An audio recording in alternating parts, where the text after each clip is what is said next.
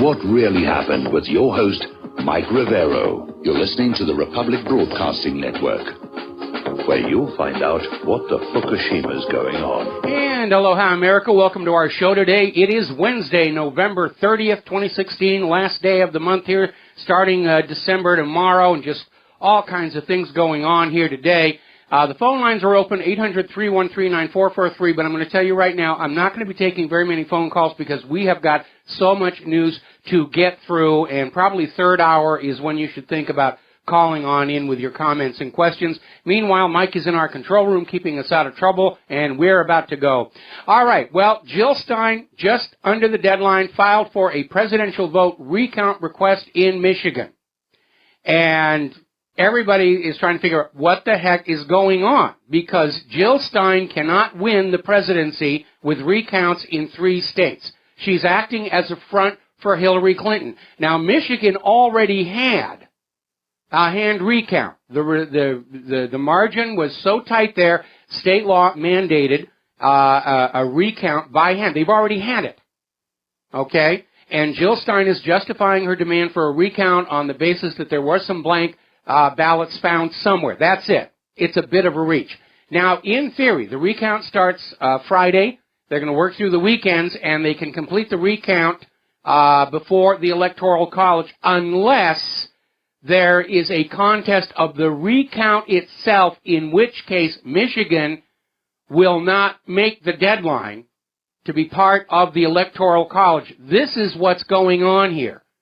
Nobody's expecting the recount to reverse the results in the 3 states. Hillary's game here is to take Michigan, Wisconsin, and Pennsylvania out of the Electoral College by tangling them up in Florida 2000-style legal proceedings, so that going into the Electoral College, the gap between Hillary and Trump is much narrower, so that only a handful of electors who are being threatened or bribed or blackmailed can flip from Trump to Hillary and hand her the White House. That's their game plan.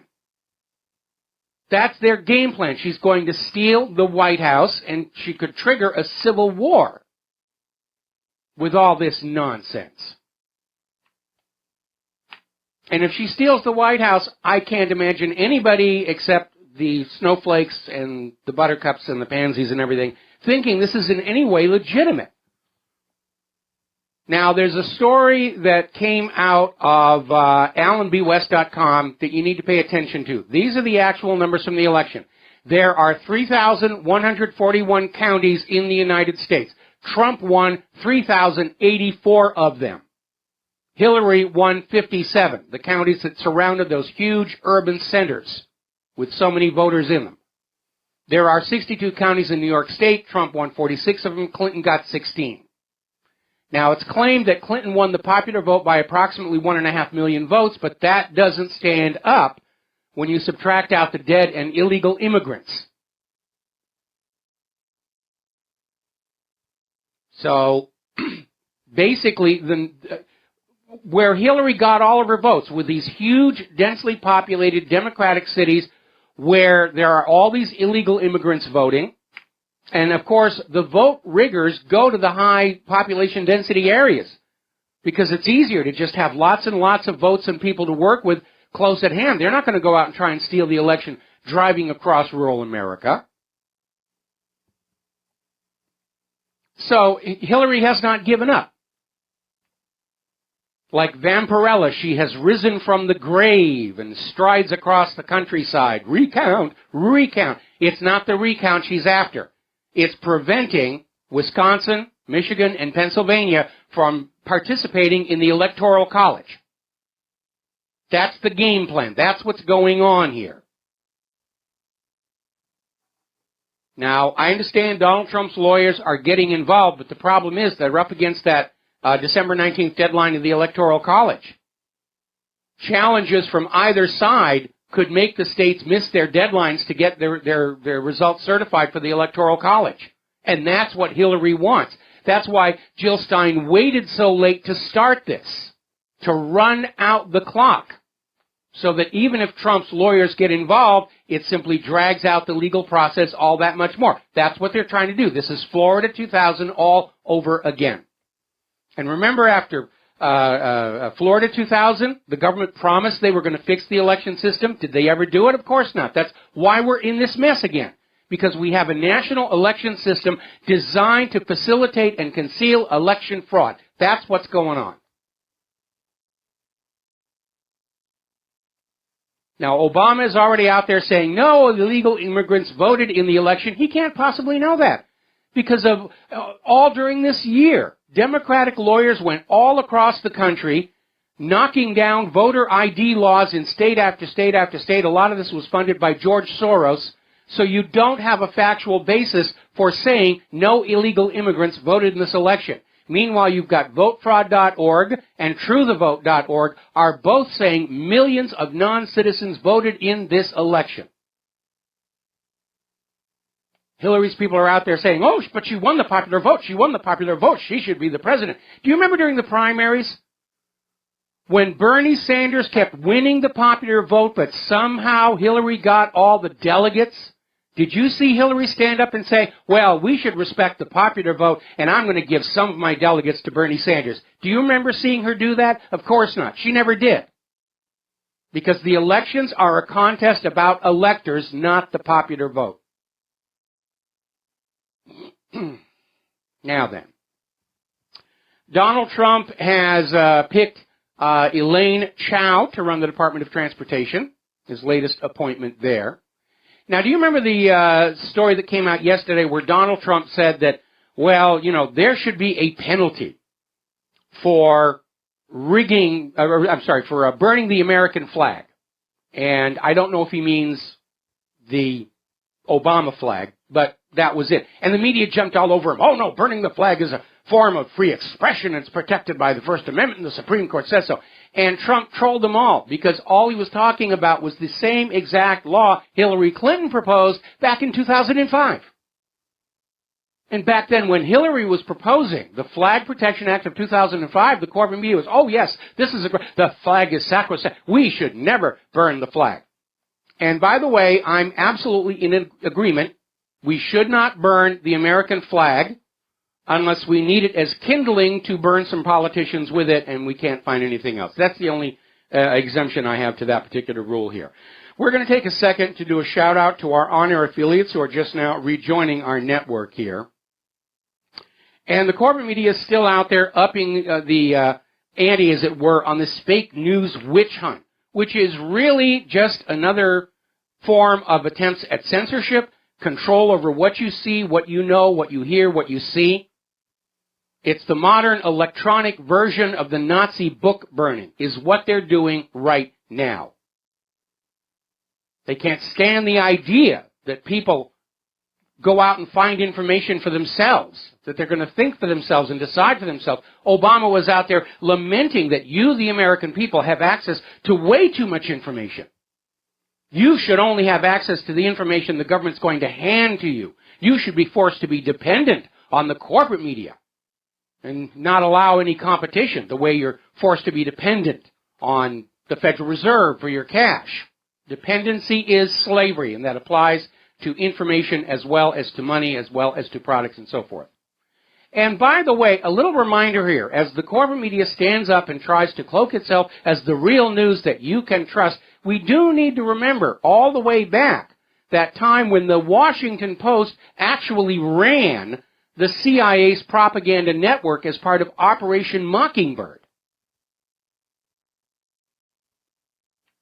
They had a huge network of controlled assets throughout the corporate media, the top executives, some 3,000 all told. And they ran this since the end of World War II. Now, a lot of people who were on that list put out by the Washington Post, citing this website, Prop or Not, that was set up only last summer. Its owners are anonymous. It's registered through a private registration company to conceal who really set this up. And they put up this list of all these websites that are fronts for Russian propaganda. And, of course, no proof. It's just, a smear job is what it is. It's McCarthyism all over again. Oh, they're part of the Red Menace. You should shun them. And a lot of these media outlets, independent media outlets who are on that list, are now considering lawsuits for defamation. And they're talking about suing Prop or Not. If I were them, I would sue the Washington Post. They've got more money. And if it goes to class action, I'm definitely going to be joining on in because I was on that list. And it is defamation. When you go on out and say that somebody is a Russian stooge and you have absolutely no proof to back it up, that's defamation. And I don't think the Washington Post could successfully mount an absence of malice defense in this particular case, given their editorial positions on the independent media in recent weeks. Now, Truth in News has acquired a private citizen willing to donate a $10,000 reward payable in Bitcoin for the names of the people behind this Prop or Not website. If you know who they are, you can go to Truth in News and file a report, and if it turns out to be right, you're going to be $10,000 richer. And we will hold these people up to the scorn of the public. Story coming out of Washington's blog, as opposed to Washington Post, basically talking about, before Hillary Clinton lost the election, they were openly talking about finding ways to shut down the independent media, to remove your freedom of choice as to where you would go to find out what this country is doing, what the government is doing. We used to have laws to protect diversity of opinion. Now they're going the other way. You will listen to Pravda and Izvestia and whatever the Nazis called their newspaper back during World War II. Like I said, we're witnessing the updated digital version of the Nazi book burning. Das ist der Fake News. Das ist der Fake News. Sieg heil, Sieg heil, Sieg heil, Sieg heil. Now, Associated Press has just issued an edict to all of their Associated Press reporters that from now on, whenever they're talking about Donald Trump supporters, they will always be labeled as the alt-right. They're trying to create a new mythic bad guy. Ooh, that's the alt-right. You don't want to pay it. Ooh, remember when Hillary was doing the vast right-wing conspiracy? They're trying to bring that one back. They're trying to imply there's something wrong with being alternative, which is why I prefer the term the independent media. It's amazing how obvious it is. The more I see this going on and escalating, I am just deathly afraid this is going to end up with violence in the streets of America. And I would love to find a way to avoid that, but I think the establishment understands this is, from their point of view, it's an all-or-nothing fight. They're either going to establish their tyranny, their dictatorship of information and politics, or they're going to collapse. From their point of view, they're fighting for their survival. And they're blaming the independent media. We didn't set out to attack the establishment. The establishment has been committing suicide with lie after lie after lie after lie after lie after lie. And we should not feel sorry for them at all. Now, apparently over on Newsnight, they did a segment saying that the Brexit vote in Great Britain and Donald Trump's election victory are somehow undemocratic. It's the end of democracy. Apparently, democracy is only valid when it serves the establishment, the elites, the money junkies. When the people stand up and actually act like a democracy, oh, it's undemocratic, those people, those voters, what were they thinking? Populism is the core principle of democracy. And it's amazing how undemocratic we're seeing our current political, media, economic establishment act in this crisis. They're trying to wear the cloak of being somehow democratic, even as everything that they do is exactly the opposite, like our modern Nazi book burning here. Now, Donald Trump's war with the corporate media is escalating, and he's pointing out that CNN has become even more abusive since Donald Trump won the election, which we've all seen in all the corporate media. It's hardly confined to CNN. They all bet the farm on a Hillary Clinton victory. They bet their reputations on it. And they suffered major, major damage. Their phony opinion polls were exposed. Their predictions of a Hillary victory were a huge embarrassment. But don't expect any of these people, except for Sean Hannity, let's give him some credit. Don't expect any of these people to stand up and say, okay, we were wrong, and we're going to start telling you the truth from now on. They're not. Their business model is they make the millions of dollars they make for being very convincing liars. That's their business model. And now it doesn't work anymore. If there is one thing we can point to as a success of the independent media, it is that we have taken away from the government and the corporate media their ability to lie to the public with impunity. And even silencing the independent media isn't going to change that. The American people are now skeptical. They're distrusting. And they ought to be. You should never trust government because it is the government. Story coming out of Investment Watch blog. The media loves to call Trump an idiot. Oh, he's an idiot. He's a dummy. He's an idiot. Well, dear corporate media, Trump is a billionaire and you are not. Trump is now president-elect and you are not. Donald Trump is relevant and you most certainly are not anymore. Remember when Hillary Clinton was trying to tarnish Donald Trump, saying, what kind of a successful businessman loses $1 billion in a year? And then Trump came back and said, what kind of a Secretary of State loses $6 billion? All right, let's talk about the war zones. Things are heating up, not getting any coverage here in the corporate media. Turning over to Syria, Aleppo is on the verge of being liberated, back under the control of the Syrian government. The civilians are trying to get out through the humanitarian corridors. The U.S.-backed Syrian rebels who are still stupid enough to be in there are shooting at the civilians, trying to kill them as they flee to the government-held areas. And that's another embarrassment for the corporate media, who for 5 years have been screaming how the Syrian people hate Bashar al-Assad, how they welcome the liberators, they'll give them hugs and big, wet, sloppy kisses. And now, of course, we're seeing the civilians of Syria glad to be free of the U.S.-backed terrorists and grateful to be back in the embrace of their own elected government. Now, right now, it looks like a third of Aleppo has been cleaned of all these terrorists. And it's accelerating because more and more of these terrorist groups are accepting the amnesty offer. They're surrendering their weapons, they're pledging their loyalty back to Syria, and they're going home. Now, yesterday we were talking about a very alarming statement that Turkey's President Erdogan made during a speech about how Turkish military forces have entered northern Syria to end the rule of the tyrant al-Assad. Now, I read a full translated transcript of his speech, and in reading it, I almost got the sense that Erdogan was just mouthing off and not really thinking about what he was saying. But, of course, it has caused a stir around the world.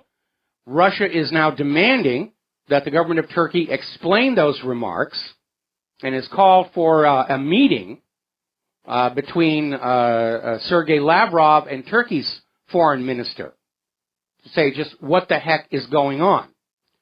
Now, whether Erdogan or not is going to invade Syria to go after Assad is problematic because Erdogan has to know that any promised U.S. military support for a war against Russia will evaporate likely the day after Donald Trump takes office. I have a feeling that Erdogan is going to back down in his meeting with Russia and come back and say, well, no, I was just mouthing off. I think he's going to back down on this one. So we're going to take a break for commercials. We'll be back after these few words. And aloha, America. Welcome back to the show. We're talking about the war zones. We're talking about Syria. Now, as you know, when the United States undertook to overthrow Bashar al-Assad about 5 years ago, the original excuse given to you was Bashar al-Assad was evil. Bashar al-Assad, leaves his keys in the car. Bashar al-Assad passes wind in elevators. Bashar al-Assad tap dances barefoot on shag carpeting. And he's a bad, bad person, and we have to go deal with that. And then, of course, they had those horrible embarrassments of trying to claim that Assad was gassing his own Alawite supporters with banned chemical weapons, right in front of the UN chemical weapons inspectors on the very day they arrived. And, of course, the one thing they couldn't come up with was a reason for Assad to do something that's stupid. And ultimately, the United Nations said, no, this is being done by these U.S.-backed rebels. They're doing the chemical weapons attacks in order to blame Bashar al-Assad. So at that point, the U.S. story changed. They actually thought you were not going to remember what they had said just a few weeks ago, and it became, oh, we're not in Syria to make war on the Syrian people. We're not in Syria to make war on Assad. We're there to fight the global war on terror, and ISIS and Al-Qaeda are in Syria, and the U.S. should have known because the U.S. was supplying them. And even though the U.S. kept saying we're there to strike at the terrorists in Syria, the actual attacks always seemed to hit critical Syrian infrastructure, pipelines, food storage, water processing plants, things like that. And every time the U.S. came out with the same thing, oh, we're sorry, mistake, horrible, horrible mistake. You're just being picky about this stuff. And they're still at it. Last September, U.S. forces attacked Syrian soldiers and killed dozens of them. And everybody was up in arms about that, and now the U.S. official position, unintentional error. We really made a mistake. I don't know what's wrong with our gunners and our pilots. They've all got terrible, terrible eyesight. We've got a shortage of pilots, and we're having to put these people in that've got the little white canes and, you know, the seeing eye dog in the second seat in the airplane. And, you know, these things are just going to happen. Call it the fog of war. So they're still out there attacking Syrian forces and telling you that it's all about dealing with ISIS and Al-Qaeda. They really do think you are all morons when it comes down to it. Now, Vladimir Putin has just authorized sending mobile military hospitals to Aleppo because some of the civilians have been injured. And he's sending the mobile hospitals to provide medical assistance to residents of Aleppo and the residential areas near it. Meanwhile, the U.S. government, which has been mouthing about their concern of the wounded civilians in Aleppo, hasn't really sent anything.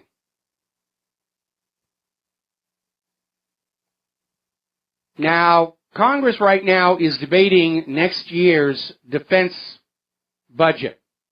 And in there is an allocation for $350 million worth of lethal assistance, meaning things that kill people, to go to Ukraine. $350 million worth. That's a lot of lethal assistance to prop up their puppet ruler, Poroshenko. And once again, we're starting to see the propaganda ramp up against Iran. And you've probably seen in the corporate media how Iran nearly provoked a war with the United States of America. Gosh darn those Iranians. And what actually happened is a U.S. military helicopter was flying just off the coast of Iran. This is a military helicopter. And apparently one of the Iranian patrol boats along the coast aimed a weapon at the helicopter to warn it off. It did not fire. And even the U.S. admits the crew of the helicopter did not feel threatened by what was happening. They just veered off and went their way. And this corporate media is out there saying, this is a dangerous provocation. No, a dangerous provocation by Iran would be if Iranian military helicopters were flying off the coast of Martha's Vineyard. Then you would have a case for an Iranian provocation. Do we see Iranian ships in the Gulf of Mexico or off the coast of Baja, California? Do we see their aircraft over our airspace? No, we don't. We know who the provocateur here is, and it's not Iran. Remember, Iran has not launched a war of conquest in over 200 years. It's not their nature. We'll be right back. Aloha, America. Welcome back to the show here. And before we get back to the war zones here, something just crossed my desk here. As we see Hillary attempt to hijack the 2016 election and steal the White House for herself, it turns out the solution to this entire crisis can be found back in 1878. Because the U.S. House of Representatives has the power to impeach Hillary Clinton, which would disqualify her from holding any public office. And they can do it even though she's out of office because back in 1878, the House of Representatives successfully impeached Secretary of War William Belknap after he himself had left office. So we just put up this story here. There's a petition to be signed, not that anybody pays any attention to petitions, but that is another possibility. The House of Representatives is dominated by the GOP. They could still move forward with an impeachment of Hillary Clinton, which would immediately disqualify her from holding any public office. She's already lost the election. You know, she's rising from the grave like a vampire. The House of Representatives has it within their authority to drive that wooden stake and sprinkle garlic all over her. Now then, getting on back to the war zones, more U.S. troops have arrived in Yemen. Remember when we were all told, oh, that's just an argument between Yemen and Saudi Arabia, and yes, we're giving Saudi Arabia all the weapons, but really it's just between Yemen and Saudi Arabia. And, of course, there's already a contingent of U.S. forces fighting in Yemen's south, supposedly against al-Qaeda, but we know what's really going on. The people of Yemen tried to eject their imposed U.S. puppet rulers, and the U.S. is going back in there to slap the Yemeni people around and say, you will accept your puppet rulers and you will like it, with all of the attendant bloodshed and destruction appertaining thereto. And now more U.S. forces are on the ground in Yemen. We know who the aggressor is in this age. It's not Russia, it's not Iran, it's not Syria, it wasn't Iraq. It's the United States of America. I know most people still don't want to deal with this, but the fact is that right now we're the bad guys.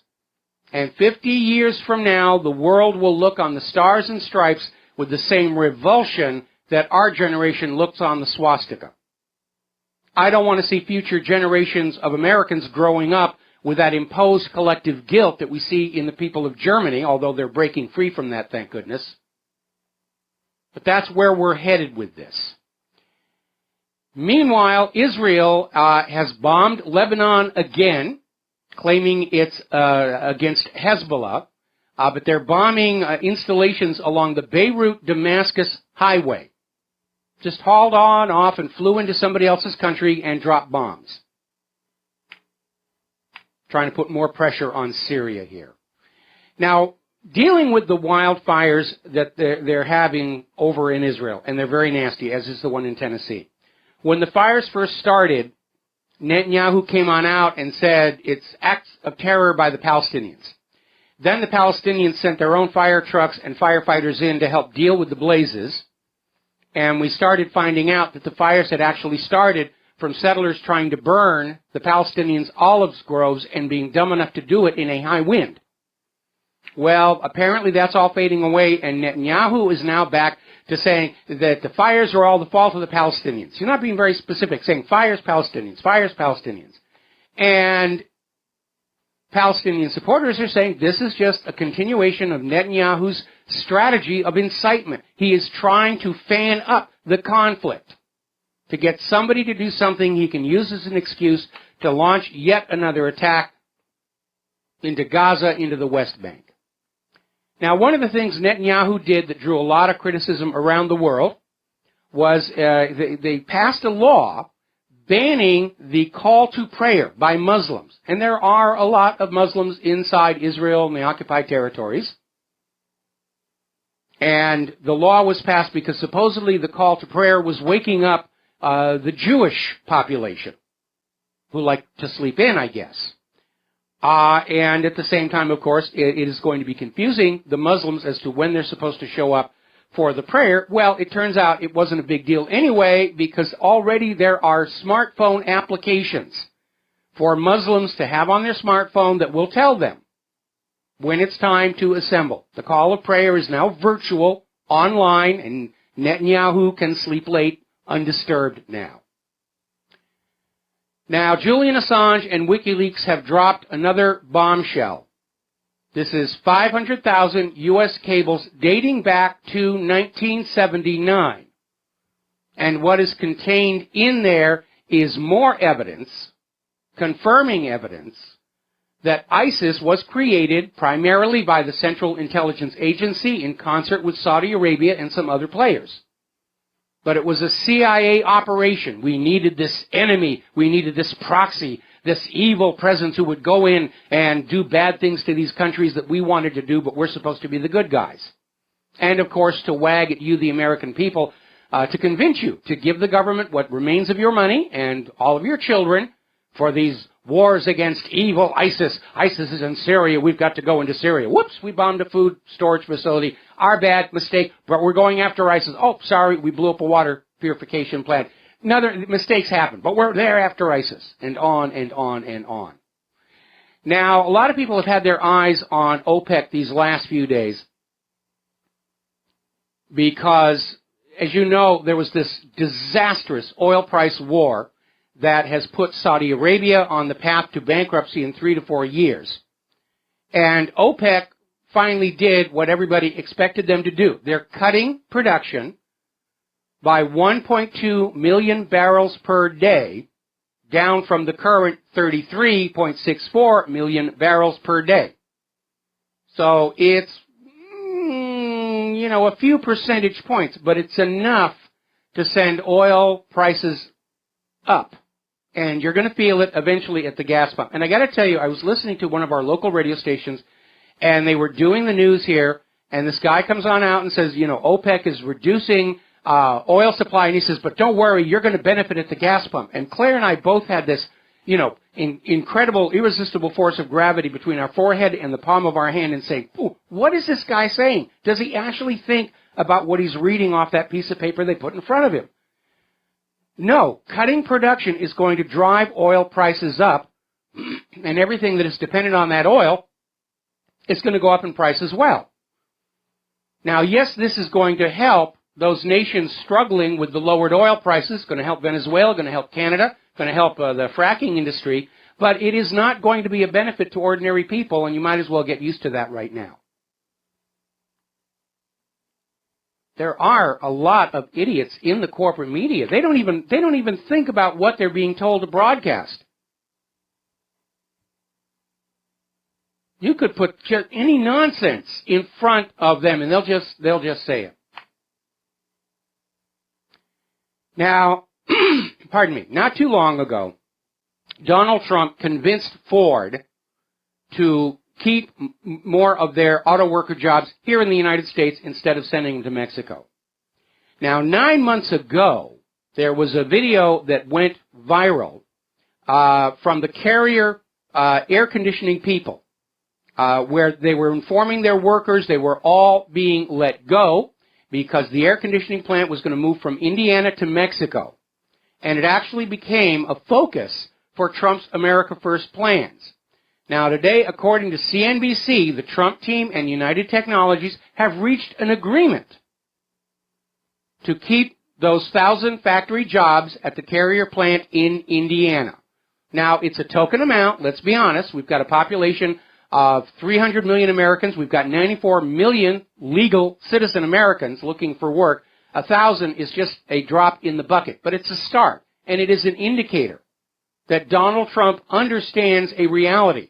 If the American people do not have high-paying jobs, they don't have money to go to the shopping malls and buy Christmas goodies. They don't have the money to buy new cars. They don't have the money to buy homes. They don't have the money to pay taxes. They don't have the money to pump back into the economy at the bottom to keep the top propped up.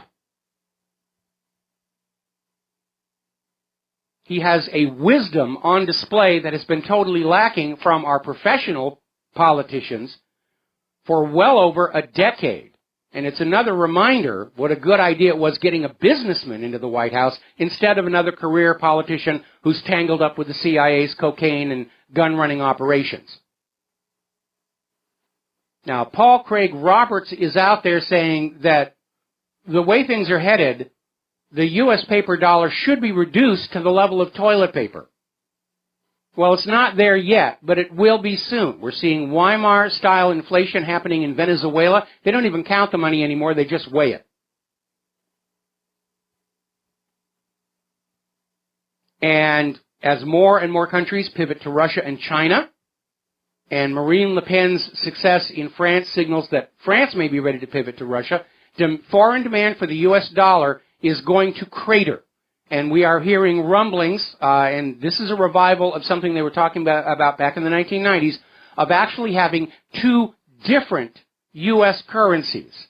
An internal domestic currency, which is not allowed to leave the country, not allowed to go across the borders, and an external only U.S. dollar that would be the global trade and banking currency, except that one is not probably going to be well accepted at this point. And if you think about it, it's not really a bad idea. We're being told that the war on cash is to fight terrorism and to fight the war on drugs. And if we, the American people, have cash that can't be taken outside the country and spent there, won't be honored, that solves that problem. And we're still allowed to have the freedom to decide where our wealth is going to go. You know, we're going to be able to stop off at the bakery on the way home from work and buy a jelly donut without our bank knowing that we're violating our diet. Because we're inherently private people about things like jelly donuts.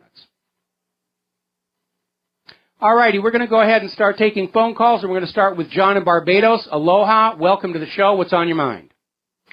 Aloha, Michael. I don't know if you remember, but on November the 9th, I did warn you about the rising enthusiasm for Donald Trump and what was going to happen, and it's happening.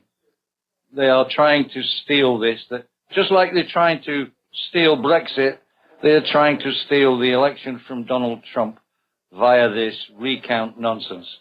Well, I'm absolutely in agreement, and, I was kind of, I think most Americans were hoping this nightmare was going to be over, but I think the giveaway was when Hillary finally did her sort of kind of maybe concession speech the day after the election. John Podesta made this cryptic remark, when he was leaving, and he said, "This isn't over yet." And so it appears they had contingency plans against a Trump victory, and if they fail on this recount, the goal of the recount is not to change the results of the three states, but to block those three states from participating in the Electoral College. If they fail on that, their next step will be an assassination attempt against Donald Trump, which is why this thank you tour that he has announced, it strikes me as an incredibly stupid idea. And it is a reminder of the comment I made. When he got into this race, I said, I like him. I like the fact that he's an outsider. But he is, in many ways, as dangerously naive about how dirty D.C. politics can get as Jimmy Carter was going on in. Well, I fear that these things will drag on and drag on right until after, and I did say so, until after the 19th of December on that November 9th interview discussion I had with you. Mm-hmm. But what's more important is I'm looking at some of Donald Trump's picks, and I'm still nervous about the man. He promised to drain the swamp, but he's put in the swamp slime in his cabinet. He's put one so far that is considered part of the inside group, but he's brought a lot of second-tier people. Remember, not everybody in the government is part of the swamp. The swamp is that core rotted area, and Hillary and Bush and their circle. That's the swamp. Not everybody employed by the federal government is part of the problem, and I think Trump is trying to weed those people out. So far, he seems to be resisting pressure to take on Mitt Romney as Secretary of State.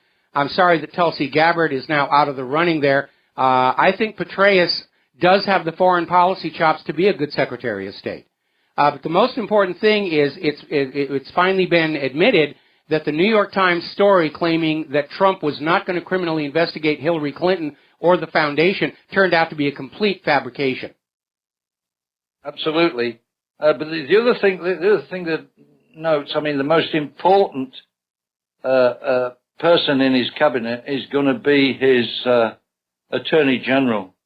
And if Trey Gowdy gets the job, I'll completely change my opinion of Donald Trump. Well, it looks like Trump may be going another direction. Actually, don't forget that probably the most powerful position under Trump is the White House Chief of Staff, and that's Reince Priebus, and I think probably Trump put him there because he's already thinking about 2020 and running for re-election again, especially with Hillary announcing she's going to try again then. Well, I did suggest that it would probably be a good idea if Mr. Trump left Trey Gowdy in the Congress in his present position, because he has proved to be an excellent attack dog against this Clinton corruption and crime spree. Well, we need more like him. You know, we need more like Dan Burton and Bill Posey and Trey Gowdy and all of these people. And hopefully Trump's victory has emboldened those members of government who are sick and tired of living with this image of nonstop top-to-bottom corruption. And they're going to stand up and say, there are still some good people in this government, and we're going to band together and try and fix this. And again, as I said, anybody thinking Donald Trump is going to make everything better all by himself, you're delusional. We, the American people, are going to have to stand shoulder to shoulder with President Trump. We're going to have to glare through the windows of all those senators and representatives and send them a message. You work for us, and if you don't, we're going to do to you next election what we just got done doing to Hillary Clinton. Okay? Well, I think that the quickly getting to the war zone, Michael. I think this. Well, I'm afraid we just ran out of time, John. I'm sorry. We're going to have to let you go and take a break for commercials. We'll be right back after these few words. And aloha, America. Welcome back to the show here. And I got an email from a viewer on BAMuser. Yes, the T-shirt says Hillary for prison. And I wore it out this morning, and I forgot to change for the show. And no, I'm not suddenly a Hillary supporter. Who would be a Hillary supporter at this point? All right, let's go back to the phones. Dorothy in Pennsylvania. Aloha. Welcome to the show. What's on your mind? Aloha. I have a beautiful view of optimism about this recount. I don't want tomatoes thrown at me for having this optimism, but I did read up on Jill Stein and the Green Party, and I heard that whatever money that is given to her, donated, because we know it's in the millions, used for the recount, the Green Party keeps. Well, I'm seeing this as a bigger picture. Clinton sees that she can't win, but in 4 years, have you ever heard of the term controlled opposition? Yes. So in 4 years, after, of course you've heard of controlled opposition, in 4 years, there'll be a new set of voters, younger. They did go through liberal school. I hate saying that. Hopefully the corporate media won't have that much control over what can be said, truthfully, or intruthfully, I should say. And I sort of see it as the U.S. becoming I think with this whole big mess with Jill Stein and the recounts and everything, I really think it's just aimed to make the Green Party bigger, because a lot of people are going to be just leaving the Democratic Party. I disagree on that, because the Green Party has already disavowed Jill Stein. They're out there saying that they want no part of this, that they don't want the blame. It's making them look bad, especially because Jill Stein is obviously acting as a front for Hillary Clinton. Jill Stein cannot win the presidency no matter how many recounts are done. Even in all 50 states, she couldn't possibly win. Okay? So she's doing this to benefit Hillary Clinton, and the quid pro quo is Hillary has probably told Jill Stein that if Hillary is able to steal the White House, Jill Stein will be a member of the cabinet or something else equally important. That's what's going on. Now, Jill Stein, of course, if this recount thing fails, any unspent money that was donated goes into her campaign war chest, and if she decides to retire from public life, she basically gets to take that money with her. That's where it goes? It doesn't go into the party itself? Yeah, it's at the discretion of the candidate. Most candidates tend to do that. When they retire from public life, they'll take their unspent campaign war chest and they'll donate it back to their party or their favorite party member. But the law actually is that the candidate can choose to simply take that money with them as kind of their golden parachute. That's a shame. I hope that angers more Americans. Oh my gosh. I wish there was some way to get, I tell everybody about your show. I wish there was some way to just connect with more people. Well, we're connecting with more. We're connecting with more. Our numbers are going up even as the corporate media goes down. And I'm not the only one. Audience all across the independent media. The readership is soaring. I think people are using that list the Washington Post put on out to go and visit sites for the first time. It's the Banned in Boston effect is what's going on here. Yes, I see that. I did the same thing. Okay. All right. Well, thank you for that validation there. We got to let you go. Got to take a break for station identification, and we'll be back with hour number 2. And aloha, America. Welcome back to our show, hour number 2. The phone lines are open, 800-313-9443. Mike is ready to answer the phone, put you on the air with your comments and questions. Let's talk about the immigration issue. It is really becoming a major problem in Europe, and again, you're not going to see this on the TV network news here. There was a massive rally in France against Islam, and the issue isn't really the religion per se. The issue is that this crowd of refugees has poured into Europe, and instead of adapting to Europe's standards, have been going around demanding you must make your country look just like the country we ran away from. And the indigenous Europeans, of course, have been very upset at that.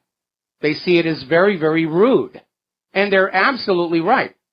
I mean, in this country, Theodore Roosevelt laid it on out, saying if you want to come here as a legal immigrant, you are welcome, but by coming here, you agree to abide by our laws, speak our language, follow our rules, and adapt to our culture. Now, nobody's saying you're going to have to convert from Islam to Christianity, because religion is a personal, private thing in your home. But, running around and demanding that the entire country convert to your religion, your laws, that's very rude, and it has provoked a tremendous, tremendous backlash. Along with the fact that these refugees are a huge drain on the social services of those countries. These refugees don't seem to have a lot of skills. Those that do have skills are taking jobs away from the indigenous Europeans. It's not like Europe had a labor shortage before all of this started. Europe was a lot like the United States of America. A lot of people unable to find work for weeks and months on end. Now, up in Sweden, in Gavle, or Gavle, I'm not sure how it's pronounced. It's in central Sweden. And they have this rather interesting tradition every year where they build this straw goat figure in the middle of their town.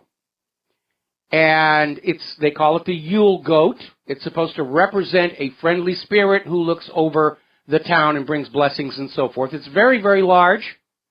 In fact, more than 3 tons of straw went into it. And it's put up to celebrate the beginning of the holiday season.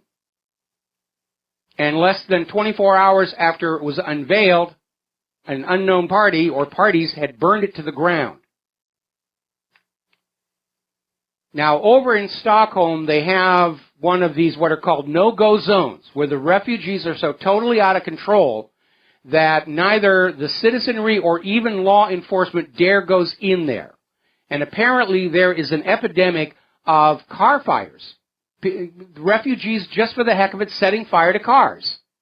And videos are coming on out of just streets where there'll be 2-3 cars on fire. More than 70 cars have been destroyed in this single no-go zone in this very famous liberal city. And I have a feeling they're not going to be liberal much longer. Of course, you know what the definition of a conservative is, right? It's a very tired liberal or a liberal who got mugged. Now, Merkel is trying to hold the EU together, and now all of a sudden she's dealing with the reality that her own country is starting to talk about a Grexit. The latest poll is showing nearly half of Germans want a European Union referendum. 2/3 of the German people are unhappy with life under the control of Brussels. They want out. Marine Le Pen is talking about a Euro exit referendum. Down in Italy, huge protest there. 50,000 people protesting in the streets of Rome trying to bring down Renzi, who's pro-EU, and he's facing a referendum this weekend.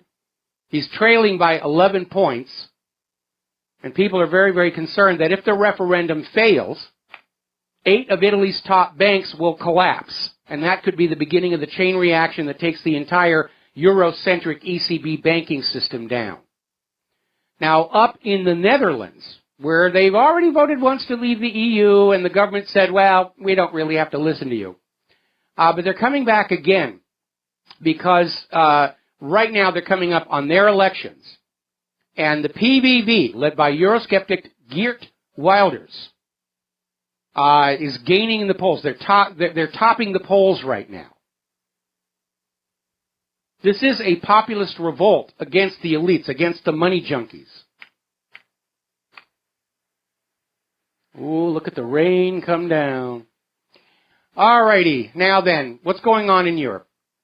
There's a very good analysis over in the Express in London, the Daily Express.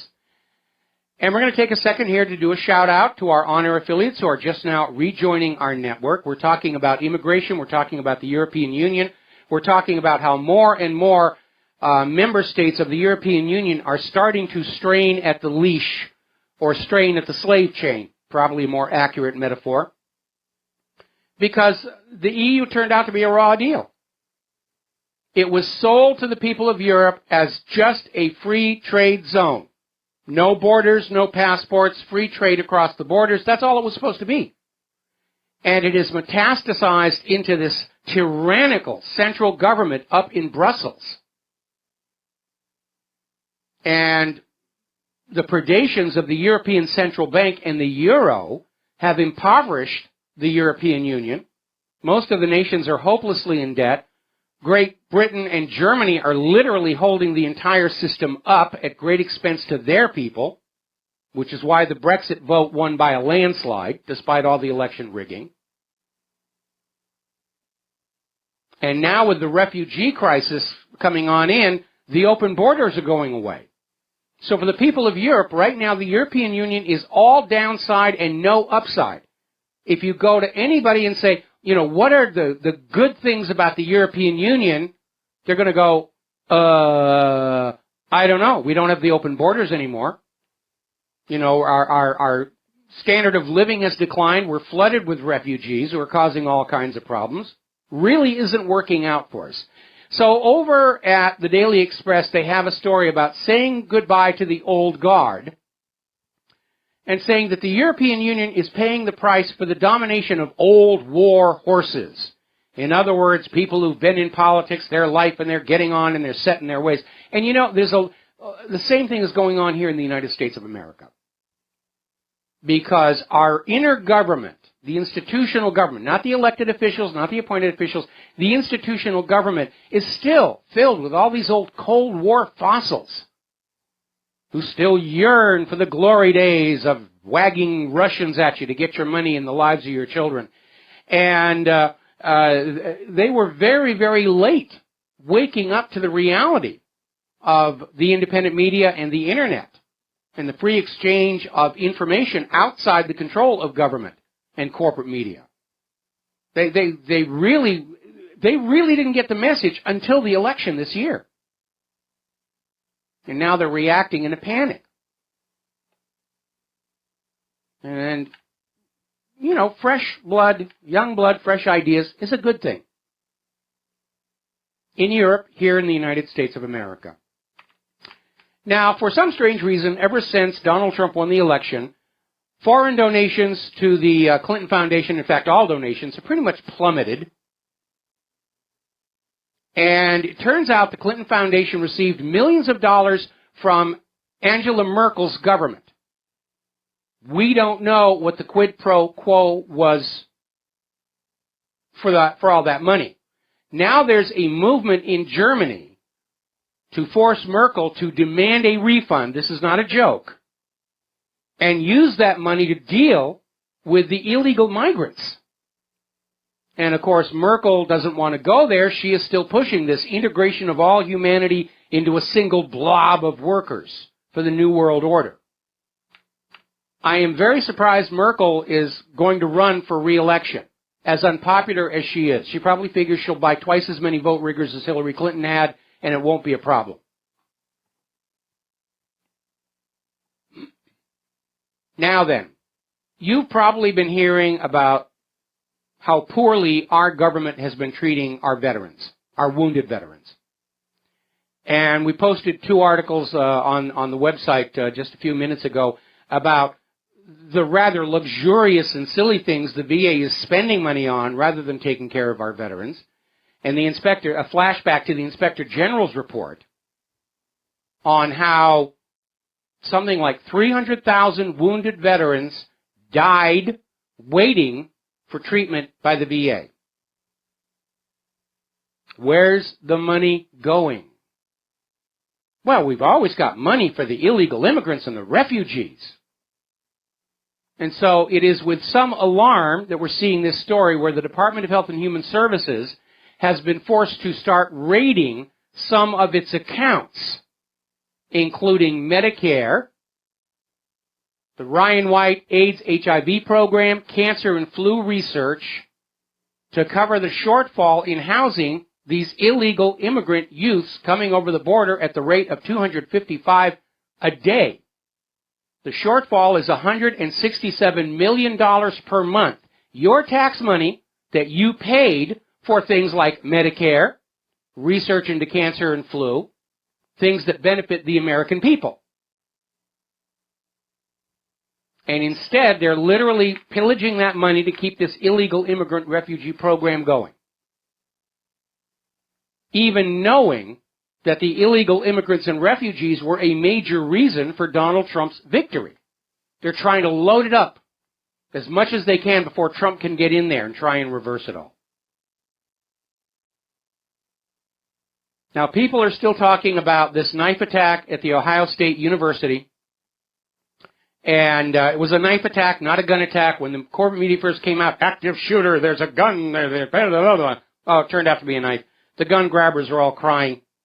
They thought they had another bloody shirt they could wave in their gun grabber campaign. Didn't work out that way. And everybody's jumping on board. ISIS is now, or somebody pretending to be ISIS is now claiming they're responsible for this guy, this student, doing this. And he may have been inspired by them. Here's where it gets weird. And this is where liberalism has really gone off the edge of a cliff. Ohio State University has a diversity officer. That's a real position. They have an officer in charge of diversity.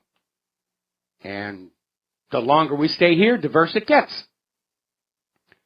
And this diversity officer is out there actually urging sympathy for this Somali refugee terrorist who slashed up a bunch of people. Oh, just think of his feelings. I mean, he was so upset about how the world is treating Muslims. We have to look at this through his eyes. No, we don't, actually.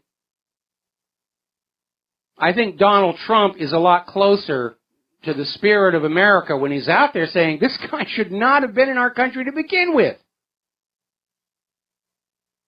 We're just opening the borders and letting people in who are infectious, criminal, borderline crazy. Donald Trump is right. This Somali attack on Ohio State University is a condemnation of Obama's open borders policy. Just like all the problems that are having in Europe. But George Soros wants a single world government and all of humanity blurred together so they have no sense of an identity, of cultural, regional, historical identity, just whatever they get from CNN today. And he's still pushing that. And we're going to see more and more of injuries, deaths, misery caused by all of this. Because George Soros, like so many other money junkies, thinks that having that amount of wealth confers a divine right to treat planet Earth and all of its population like their personal toys. And I'm absolutely opposed to that. George Soros is not an elected leader of this country. he should not be allowed to have any influence at all, despite his money. In fact, to be very honest, George Soros has made himself into the greatest argument for socialism I've ever seen by showing what individuals with way too much money are capable of doing in terms of mischief and tinkering. We know Soros was behind Hillary and all of that going on when Hillary's lawyers were going across the country to strike down the voter ID laws so that 3 million non-citizens could vote, according to votefraud.org. Soros was paying the bills. Soros was funding Black Lives Matter, that were out there using violence to coerce a political change, which, by the way, is a violation of the USA Patriot Act. Why isn't Soros in handcuffs? Well, for the same reason that Hillary isn't in handcuffs. We live in a multi-tiered society where ordinary people like you and I are held to the letter of the law. And people with wealth and power, it's like the new nobility. They can't be punished no matter what they do. You probably heard of this historical lady, Ursula Bathory, the Countess Bathory. She's the real-life inspiration for the female vampire characters, Vampirella.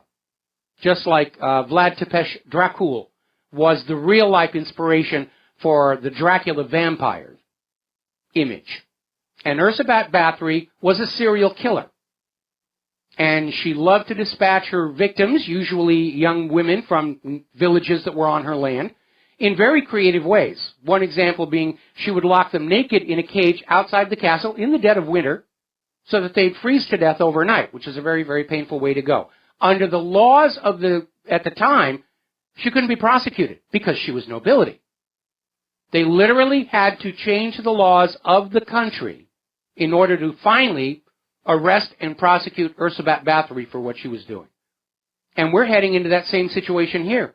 If you have enough money and enough influence and power, you get away with murder, vote rigging, things like that.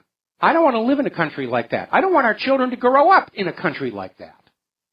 No parent in their right mind would want their children to grow up in a country where there's an elite layer of society that can do whatever they want, whenever they want, and not be punished for it.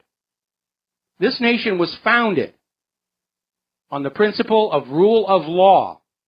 The laws are supposed to apply equally to everybody, from the person making donuts down at the bakery all the way up to the president themselves. That's how it's supposed to work. That's what we're told we live in. And waking up to the reality has been a bit of a shock for a lot of people. All right, we're going to grab a real quick phone call here. Katie in Texas, aloha. Welcome to the show. What's on your mind? Aloha, Michael. I tuned in at about 3:20, so you may have already covered this, but I was curious as to what your take is on Trump's appointment of Stephen Mnuchin, I think you pronounce it, as Secretary of Treasury. Now, he said he was going to, clean the swamp, drain the swamp, and, he talked about all the banks and all like that. So he understands what's going on. Why do you think he appointed him? Well, my understanding is that Mnuchin is actually opposed to the Federal Reserve. He thinks it's a bad idea. I know that in some of his writings and speeches in the past, he's supported the return to a gold standard. So I would... Okay, now, I don't think that's him. I saw something on your site last night, I think, and this wasn't Mnuchin, this was somebody else who had written something in the Cato Institute. So I was just real surprised. Now, I'm going to have to go back and look at Stephen Mnuchin and see what his background is, and I'm sorry if I got confused because I thought this other person had the job. I'm going to have to go back and look at that, okay? Okay. All right, so thanks an awful lot for the phone call. We're going to let you go here. And we're coming up here on another commercial break. When we come on back, apparently there may be a day in court for some of the private contractors that committed the acts of torture on behalf of the United States and the CIA in places like Iraq, specifically Abu Ghraib, Guantanamo.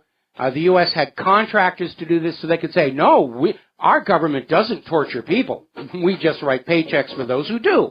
We'll be right back. Aloha, America. Welcome back to the show here. And in response to that last caller, during the break, I went on out and took a look. And, yes, Donald Trump has named his chief fundraiser, Steve Mnuchin, to be the Treasury Secretary. And Steve's credentials, he used to be with Goldman Sachs, which a lot of people are saying, see, it's the swamp, it's the swamp.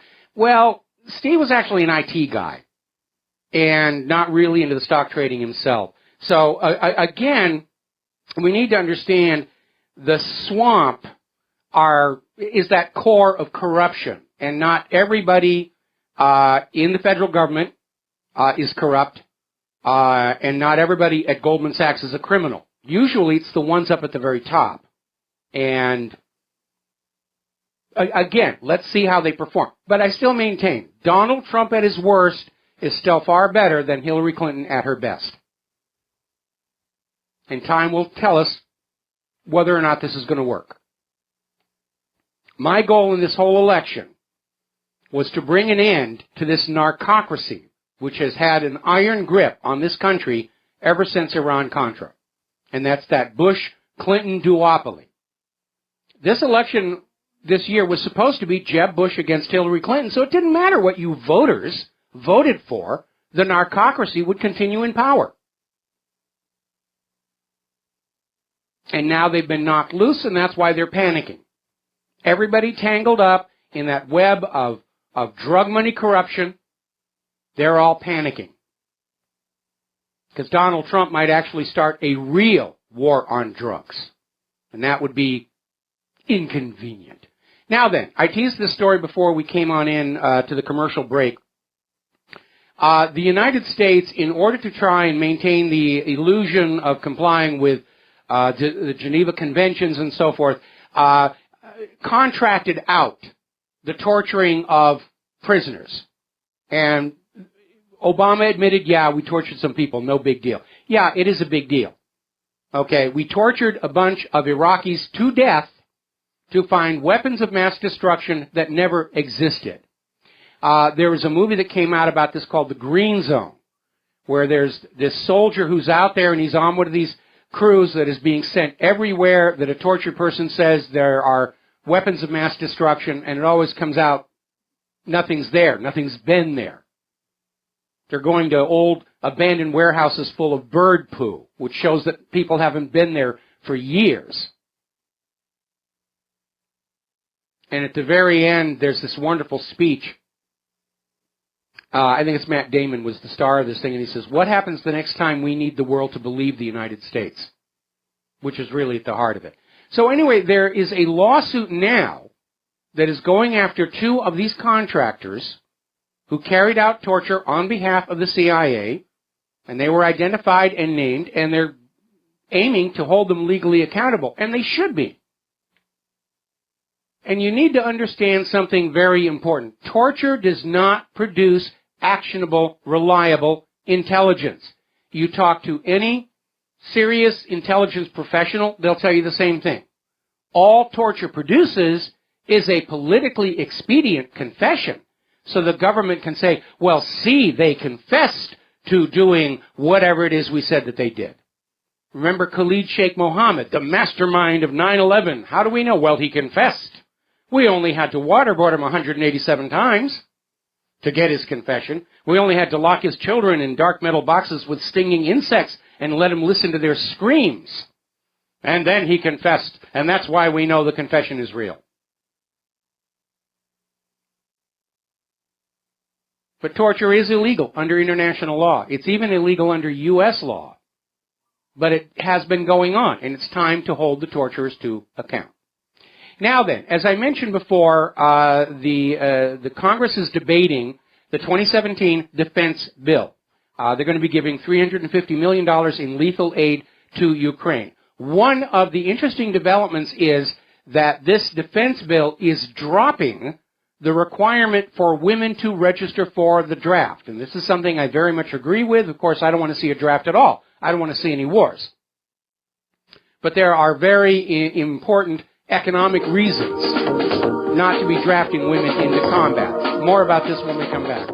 And aloha, America. Welcome back to our show. And we were talking about how in the 2017 defense bill, they're dropping this proposal to have women register for a potential military draft.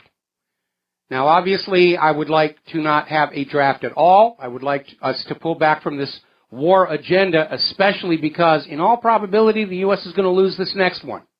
And I'd like to avoid that. But that being said, I think there's a very good reason to not have women drafted into combat roles. Now, if you're a hardcore feminist and you want to enlist and volunteer, go for it. That's great. We have a family member who is on the command track in the U.S. Navy, and she's doing very, very well there. But the reason to not draft women, and I'm going to get a lot of nasty letters from the feminists on this one, has to do with economic recovery once the war is over. Because that nation that is most rapidly able to rebuild their population of workers will have an economic advantage in the post-war world. That's the reality. And if you draft women into combat and they're being killed off, that negatively impacts that post-war birth rate and places you at an economic disadvantage. So I'm glad they gave that up. And again, this is not to say that women can't serve or shouldn't serve in combat roles if they so choose, especially in the more mechanized fields where their physical strength isn't a factor. Pilots and so forth. Now then, let's see. Story just came across the desk here. This is from the Microsoft Network News, and it has to do with a young lady named Sherry Papini. And she disappeared for 3 weeks, and she was found along a road on Thanksgiving Day in an absolutely horrible condition. She had been kidnapped. She had been beaten repeatedly. She had been branded. Her hair had been chopped off, and apparently she was thrown from a vehicle with a chain around her waist that was attached to her wrists and a bag over her head. Papini told police her captors were 2 adult Hispanic women armed with a handgun and driving an SUV. So, now then. All right, let's take a phone call, a couple of phone calls. Ralph in New York, aloha, welcome to the show. What's on your mind? Hey, Mike, let me ask you a question. How much Star Wars the public is going to swallow? It's a fun film. That's my main question. It's a fun film. I was actually working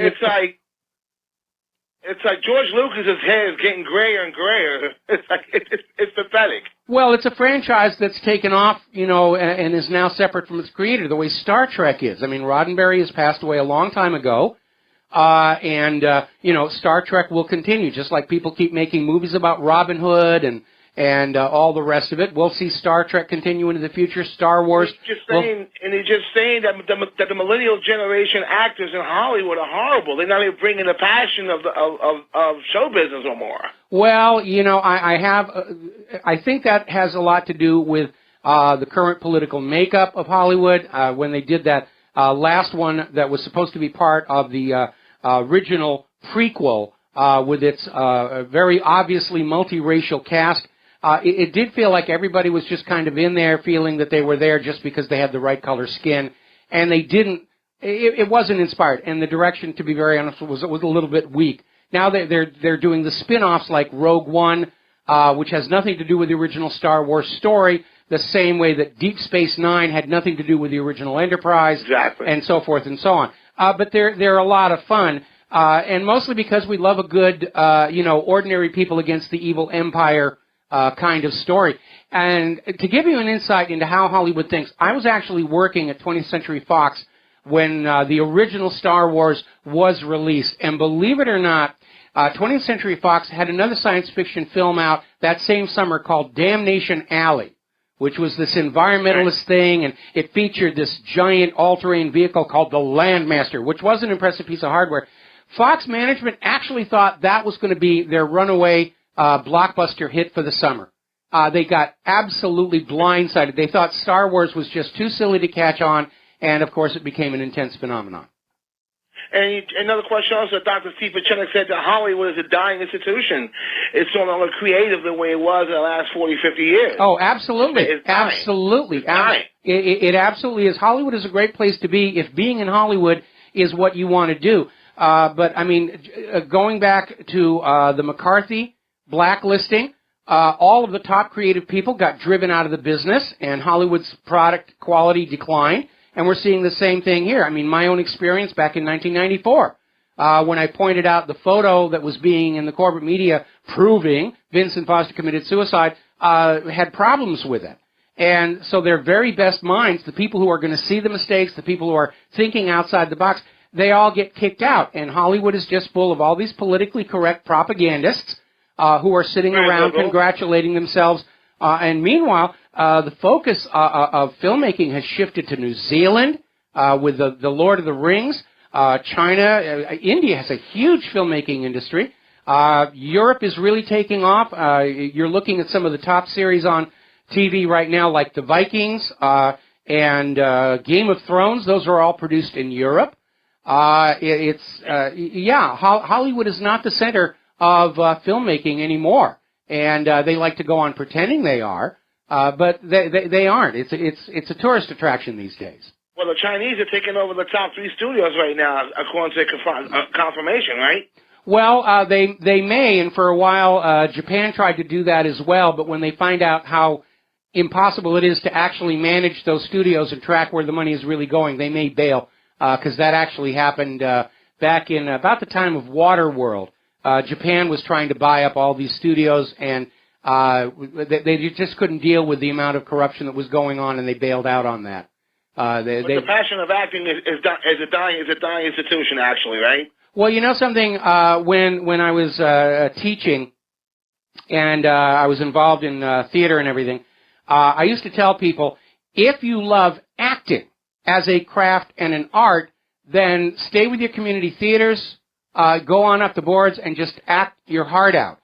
People go into film and TV not because they're passionate about the art form, but because they want stardom and they want to make a lot of money. If you look at, for example, the Sundance Film Festival, you will find there are some very excellent movies being made by people who care about filmmaking, but they're unable to get distribution, and they don't really care because they're talking about politically incorrect subjects. And by the way, Leah Remini has a new series on A&E where she's going after the Scientologists. And apparently she just funded this out of her own pocket for the most part to put this show together. And I've seen half of the first episode. I had to stop and do something else. But she's really going after them. And those are scary people. Wow. Yeah. When I was going through that whole situation with the company that was in the CNN Hollywood building, that building was also home to some of the Scientology offices. In particular, their cyber warfare people, the ones who'd hacked into the FBI. And they were very scary. They're walking around in uniforms like they're, Air Force commandos or something. And they are very, very scary people. But for a while, there were a lot of people in Hollywood who felt you couldn't be a star in Hollywood unless you joined the Church of Scientology. And Scientology did go after celebrities for that very reason, like Tom Cruise and John Travolta and a whole bunch of other people. Yeah, one last question. Even actor Steven Seagal said that Hollywood is nothing but a cannibal house. He said that Hollywood is no longer the passion of actors the way it was in the last 40, 50 years in the era of John Wayne. It's all about money and product placement and everything. And now he's a Russian citizen now with Putin. It's amazing. Well, here, let me share something from somebody who was inside the industry for about 30 years. The weird thing about Hollywood is you go and you run around and you get to know people. You're going to discover that everybody in Hollywood is either a complete, total saint who is really there because of love of the craft, or they're an absolute shark who is there for the money and the power and the free sex and all the goodies, and there's very little in between. And it's a very weird sociology. One of the nice things about working on a film or a TV crew is that, there are going to be some sharks up at the top and people that you don't want to deal with, but everybody who's there is really there because they want to be there. They worked very hard to get there, to get their union cards or whatever it is. They really want to be there and they want to do a good job. And that's that's a kind of shared experience that you don't find in a lot of other areas of endeavor, like building cars or working in an office and so forth. So it is a very interesting experience, and I enjoyed most of what happened to me in Hollywood. But it is highly politicized because it is seen as a tool to manipulate the population, and that has been true going all the way back to J. Edgar Hoover. Okay. Mike, thank you very much. All right. Thank you. Thank you. We're going to switch to Ken in Fort Worth. Aloha. Welcome to the show. What's on your mind? Yeah. What book, magazine, or video turns you from the left to the right? I don't know that I was ever strongly left. I was raised Republican because my grandfather, I'm a hereditary Republican on my grandfather's side. He was drinking buddies with Dick Nixon. I sort of moved center during the two Bushes before I really began to understand what the root core of the problems was really all about.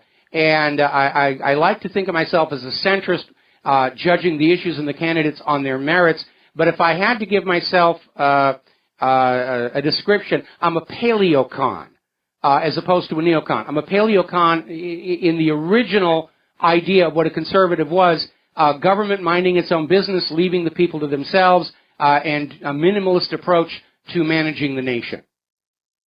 Somebody went to Gary Allen and threw a bunch of books on his desk, and he says, "I challenge you to read these," and he turned from the left to the right.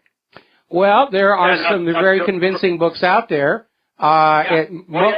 Mostly it's about breaking through the mythology. And by the way, that works both directions. Both the liberals and the conservatives have a very carefully crafted mythology. I mean, they're actually a little like Scientology themselves. And once you see through the mythology as to what's really there, then you sort of have a tendency to get on out. I always say that I've been studying the Republicans and the Democrats very closely for 22 years now, and anarchy is starting to look attractive. A friend of mine says, "Come on to our house, I want you to listen to a tape of Sherman Skolnick in Chicago." I did, and I wrote for his material. Then I started buying books from the John Birch Society, and it just, he turned me, I said, "Who is this guy? You know, he's talking about Kennedy, and he's talking about Rockefeller." I wonder, what's going on here? And I started reading at that point. Well, that was, Sherman goes all the way back to the beginning of what we call today the independent media, even before the Internet was out there. And there's always been people trying to educate the public about the truth of what's going on. Only the technology changed, shortwave and so forth. Even back in Nazi Germany, they had the Order of the White Rose, which were these students who had a clandestine printing press, and they would print up pamphlets saying, this is what's really going on inside the Nazi Party, and they would run along the rooftops in the major German cities just flinging handfuls of these brochures into the streets until the Nazis caught them and beheaded them.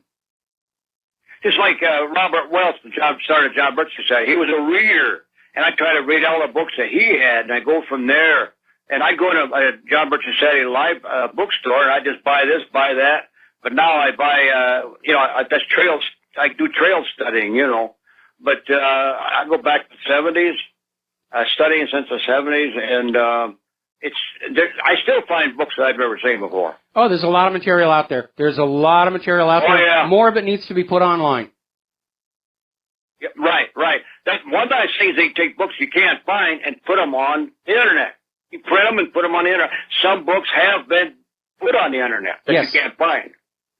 That's good. Yeah, well, right now, though, we're starting to see where the search engines are blocking requests for certain things here, which is why we need to start using search engines that are hubbed in other countries like Yandex. There's a huge opportunity there for new search engines and new social media, and they're sprouting up all over the place, and they're already starting to capture a huge share of the market away from these established social media, which have been exposed for censoring and filtering and working with the establishment to keep us under control. Did you ever try Start Page? Oh, yeah. I actually did the animation on their TV commercial. It's on their website, in fact, where the water the water washes up over the image at the beach and everything. I actually did that for them. Sometimes I get on the internet and the page will black out on me. And when you put the words in, that blacks out on me. I said, wait a minute, something's going on here. It's like when you go, I told you when you go to the library, you put that little blue azure light on that thing. They know about it at CIA and NSA. They probably got a big bullhorn that Ken's back on the internet, you know, and see what he's reading. Sure.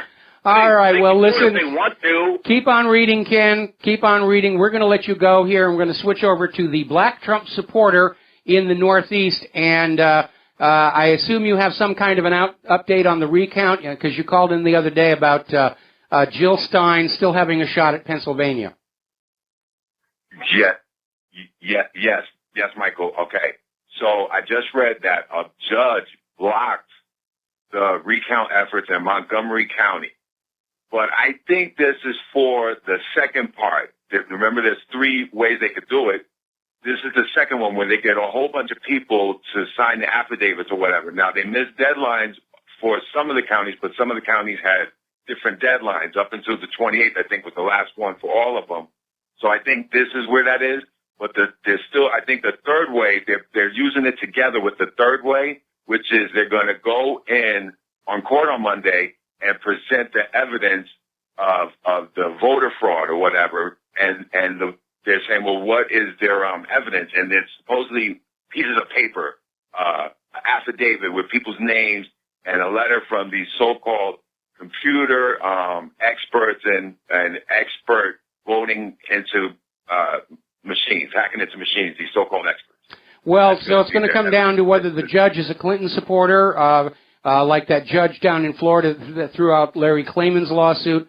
But again, they're not concerned about the recount. They just want to tangle up all 3 states in legal Gordian knots so they can't participate in the Electoral College. Have to let you go here. Got to take a break for commercial. We'll be back with more calls after these few words.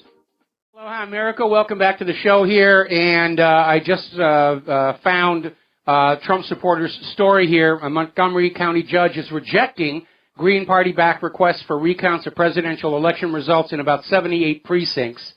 Judge Bernard Moore gave no immediate reason for the rejection, and a lawyer for the voters who made the request says he doesn't know yet whether they'll appeal. Probably they will, because the game here is not the recounts themselves. The game here is to tangle up these 3 states in Florida 2000-style legal tangles so that they cannot participate in the Electoral College, narrowing the gap between Hillary Clinton and Donald Trump to where just a handful of bribed, blackmailed, threatened electors will go faithless and try and steal the White House for Hillary Clinton. Hillary and her people are making a mockery of our entire system. Even if she loses, even if she wins, people are going to look at the American election system and say, this is not democracy. And again, especially if Hillary fails. If Hillary succeeds in stealing the White House, she's going to keep the election system exactly the way it is. If she fails, we should take this as a warning call. We have 2 years to demand a complete overhaul of our election system, of how votes are counted, tabulated, verified, and yes, there needs to be voter ID. If you're not a citizen, you shouldn't vote. And both votefraud.org and truethevote.org have said at least a minimum of 3 million non-citizens voted in this last election. All right, let's go back to the phones. Mark in North Carolina, aloha. Welcome to the show. What's on your mind? How you doing, Mike? Wow, that's if she, I can't see her stealing it, but if she does, it'll be impossible for her to govern. If that happened, I mean, it would be a total fraud. Absolutely. I'm not going to listen to her. I'm not going to view the government as legitimate. Those 3, I don't think she'd have the armed forces behind her or anything else either if she did something like. There is no way. But if this happened with those 3 states, wouldn't it just they would postpone the electoral college then? Well, unfortunately, that date for the electoral college is set in the Constitution. I think that would be a good idea. I mean, the reason for the spaced out timing in the Constitution was when the Constitution was written, horseback was the fastest means of communication. I think there is no practical, technical reason why that Electoral College couldn't be delayed, especially with the presumptive winner already forming his cabinet and administration. But whether or not they could do it, I'm certain that Hillary would go to court and say, no, you follow the Constitution. This could wind up in the Supreme Court. This is worse than Florida 2000. It really, really is. Anyway, Mark, got to let you go. Got to do a station identification. We'll be back with more phone calls. Aloha, America. Welcome back to our show, hour number 3. And I know we got some calls waiting, but I'm going to get some news in here because I got a lot of stuff to cover, and I really need to get back to it. Over in Philadelphia, somebody decided to put some graffiti on the wall that said F Trump and decided to take a selfie of it. The video got out, and the guy writing the graffiti, F Trump, turns out to be a city lawyer for the city of Philadelphia. They are such children here. Now then, a little bit of good news. The United Nations has rejected Great Britain's second appeal against the United Nations ruling that Julian Assange's exile to the Ecuadorian embassy come to an end, saying that he's been subjected to the effectively arbitrary detention, and it's time to restore his liberty, protection, and enjoyment of fundamental human rights. That may have been the reason Assange has kind of been below the radar for the last couple of weeks, as he was waiting for this thing to be finalized. But the United Nations has basically ruled that Assange can go free. All right, getting on back to other news here. Here is a story that came out of Bloomberg, and it shows that the corporate media is, in fact, still up to their old tricks. The headline reads, FBI and NSA poised to gain new surveillance powers under Trump. Insert ominous music here. Then you read the actual story, and it's talking about a new rule that is due to go into effect tomorrow that allows the FBI more latitude in terms of getting permission from a judge in a single jurisdiction to hack into multiple computers whose locations aren't specified. So note that deceptive headline. This is a rule that goes into effect tomorrow, yet it's under Trump. Trump's to blame. Now, the Boston Police Department is planning on buying a $1.4 million social media spying tool that will basically go in and discover who your network of friends and associates are, and performing what they call sentiment analysis. In other words, what are you thinking and feeling based on what you're tweeting? Well, I got to tell you, given the brevity of a tweet, I don't know that a lot of sentiment can get in there. I hope it's a little more sophisticated than a keyword search, because that's going to lead to a lot of false positives. But it's open for bidding right now. Okay, let's see. Let's take 2 phone calls, and I'll get back to the news here. Glenn in Philadelphia, aloha. Welcome to the show. What's on your mind? Hello, Mike. If Germany were to decide to leave the EU, it presents a linguistic problem in that I don't think they're going to want to go with Jerksit and might rather settle for like Deutschsit, which is a bit odd, but sounds kind of cool if you say it 5 or 10 times. Well, I don't think the name they call it is really going to be all that important because, they're calling it Gexit now. How can it be? They're not even getting to the first consonant, so I think it doesn't matter. A cry for freedom by any other name would smell as sweet. Well, just trying to have a little fun with it. If you're going to have all this, unpleasantness, you may as well have some fun with the language. Okay, we'll try and do that. We're going to switch over to Mateus in Canada. Aloha, welcome to the show. What's on your mind? Speaking of fun with the language, I'd like to officially request that we change the name of the mainstream media to the vomit stream media.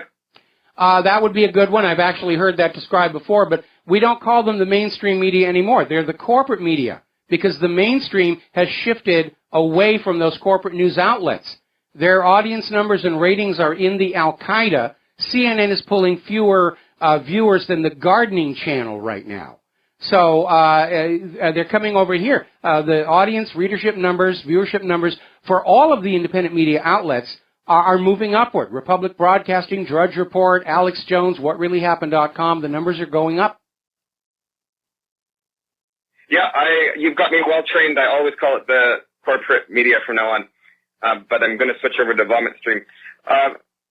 The 100 most damaging WikiLeaks, I didn't give a proper reference last time, so it's www.mostdamagingwikileaks.com. Awesome site, very well presented, very easy to read.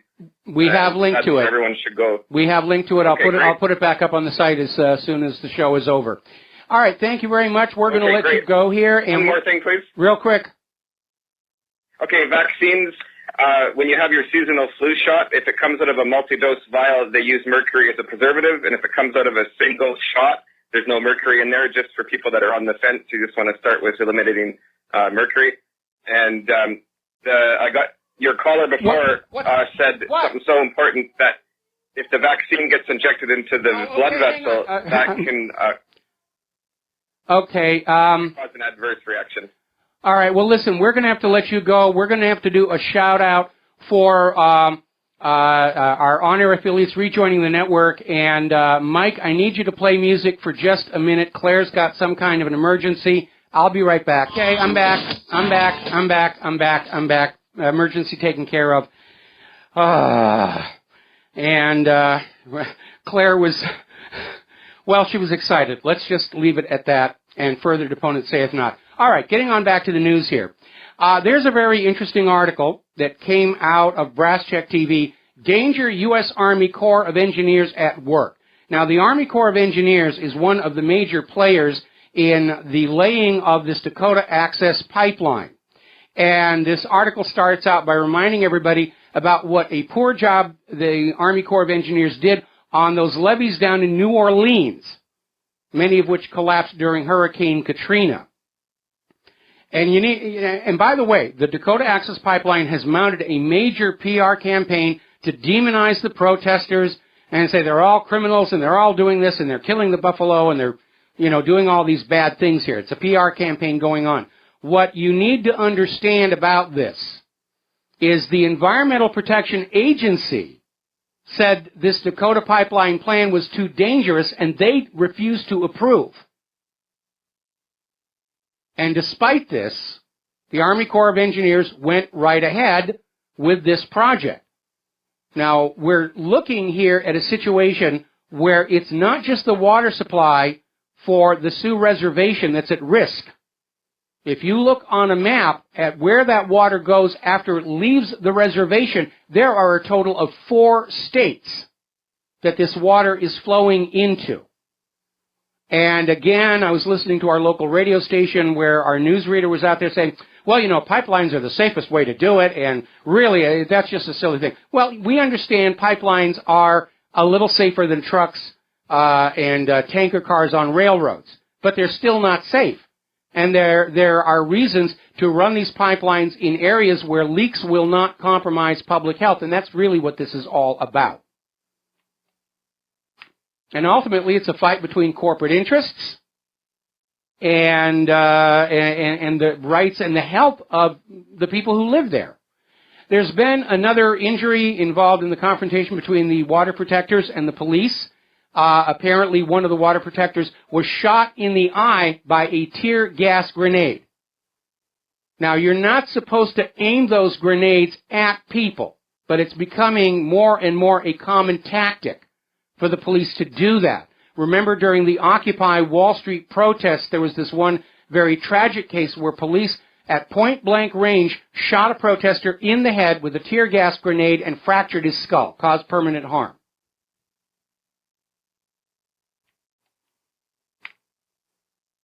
Now, the local sheriff's department has decided that what they're going to do is impose a $1,000 fine for anybody bringing in food and supplies to the protesters at Standing Rock. And they're saying they're going to put up roadblocks delivery trucks, retailers, anybody, they're either going to turn around or have to pay a $1,000 fine, trying to starve them out. Next, I'm sure they'll be handing out those smallpox blankets to those Native Americans. Now, at this point, New Jersey Senator Cory Booker is saying it's time for the Department of Justice to thoroughly investigate the reports of brutal and abusive police tactics employed against the water protectors, opposing that Dakota Access Pipeline in North Dakota. Now, on the other side, we have Washington State Senator Doug Erickson, says that protesters should be redefined as economic terrorists, because once they're terrorists, we can torture them and we can throw them in the gulags. How dare you get in the way of corporate profitability? What's wrong with you people out there? Meanwhile, over in Nigeria, thousands of Nigerian fishermen have mounted a class action lawsuit against Shell because the oil spills that were caused by Shell have destroyed the fishing grounds. There are no more fish. They've all died off. These fishermen are now without a livelihood, and they're suing Shell Oil. And it is a reminder that these oil companies are not particularly careful with their hardware, as if we didn't already know that from the Deepwater Horizon disaster. All right, we're going to go ahead and take a phone call. Mike in Tennessee, aloha. Welcome to the show. What's on your mind? Greetings, Michael. Just a couple of things. I had overheard that Hillary was looking at another run in 2012, and I guess that kind of ends the discussion whether or not they've got life extension technology. Well, I got to tell you, I think they put that out there to sort of sell the idea that Hillary is already looking beyond this election, even though it's very obvious she still thinks she has a shot at the White House through the Electoral College. But to be very honest, if, in fact, she does have Parkinson's disease, she is not going to be able to run in 2020. I mean, she's already advanced in years. She had serious problems dealing with stamina issues for this election. 4 years from now, it's only going to be worse. Well, that and the other thing, I think the day of the event up in Ohio, there were reports that there was a young man getting out of a car with another man who I believe was his handler, because this guy had no background, no history, no reason to do anything. And the reports were that there was a shooting, which would lead you to believe it was the perpetrator doing the shooting, but it was actually the cop who was already there ready to kill the guy. So they got the Johnny on the spot ready to become a hero, Johnny on the spot, for killing some guy with a pocket knife who's been programmed to stab some people. I'm sorry, what are we talking about? Oh, you're talking about the Ohio State University? Yeah, the guy had a handler. He'd come out of a car with another guy, and then the guy filters off into the crowd as this is going on. They don't seem to want to talk about the guy that was with him. Where did you see that? Where did you see that? It was reported the day of the event. By whom? I have a friend that lives up. Oh, okay. I have a contact that lives up there that has friends that witnessed it. Well, if you can find confirmation of that online, that would certainly be interesting. But for me, the fact that this Somali carried out this terror attack on the same day that Obama redefined the war on terror to include targeted killings in Somalia, to me that was kind of a dead giveaway that this thing was some kind of a false flag. Well, the fact that they didn't find the guy that was with him is kind of telling, and just his whole demeanor is such that I think the guy was, wound up on something or some type of a drone. But here's another thing to realize. The mainstream or the corporate media, I'll get it correct in a minute. Thank you. The corporate media is they're losing audience. So in order to grab that audience to be able to get their customers, who are the corporations paying for ad space, in order to keep an audience for these ads, they have to put out product. So they're creating, I believe, product, which is these terroristic acts, so they can do wall-to-wall covering this, so that they have people watching, so their customers, their corporate clients, get viewers to their commercials. Well, if it bleeds, it leads. If it thinks, it stinks. And it also gave the corporate media a reason not to be reporting on the ratcheting up of tensions between Turkey and Syria and all these other embarrassments that are coming out of Aleppo. So it is all controlled. And again, despite the faux repentant editorials put out by the Los Angeles Times and all these other corporate media outlets, they are not changing their business model because they're paid the big bucks to control what you think, and they don't want to stop that. And that's why they're on the warpath against the independent media, because we've broken their monopoly on the dissemination of information. Right. And as far as the folks up there at the protest at the Dakota Pipeline, somebody needs to fly over with like a little Cessna 172 and toss out some bags full of goodies to give them encouragement. I don't believe they've blockaded the skies yet, so there's ways to get food in. And back when the natives took over Alcatraz Island and declared that their sovereign territory, they were still getting food in. People just found ways. They have to find ways to do this. I'm sure that's going on already, and I'm sure they're using, their the fact that it's their home court advantage. They know where all the little gullies and valleys are. But everything the government is doing to try and shut this down, it's a PR disaster. Because after seeing that huge oil spill over in the southeast about 2 months ago, I think, the Deepwater Horizon disaster, people understand there is a legitimate concern about these pipelines not being perfectly safe because the oil companies don't want to spend the money to make them perfectly safe. Right, they could actually go over the river. They don't have to go under. They could go over. Here's another thing. Trump, all he has to do is vocalize opposition to this pipeline going through this sovereign land, and that would just be the thing that would stop it instantly, and that would give him so much credibility. And it's the right thing to do because, I mean, literally, they don't, it's exported oil. All that oil is going to be exported. None of it will benefit people in this country, period. Yeah, that's an important fact to keep in mind. Absolutely. All right, well, Mike, thanks an awful lot for the update. We're going to let you go here. And now that we mentioned this the other day, but I'm going to mention it again. Apparently, people who work at companies like to think well of their companies, just like we want to think well of our government. And there's a little bit of a problem going on. We all remember that movie, the Interns, about Google and what a great place Google looked like. Same thing with Facebook. And the Facebook employees are having a crisis of conscience as Facebook becomes more and more overt in the censoring of their users in support of Hillary and the establishment. Facebook employees are actually resigning their positions. And that is a real act of courage for two reasons. One, it's a tight economy, even in Silicon Valley. Finding another job's not going to be easy. And Facebook could easily retaliate by giving these people a bad reference. But at some point, I guess you just reach a situation where you can't take anymore, where you can't live with what's going on, can't live with what you've become a part of, whether it's Facebook censorship or that show by Lee Remini about Scientology, where all of a sudden you realize the reality behind the facade and you're not comfortable with what that is.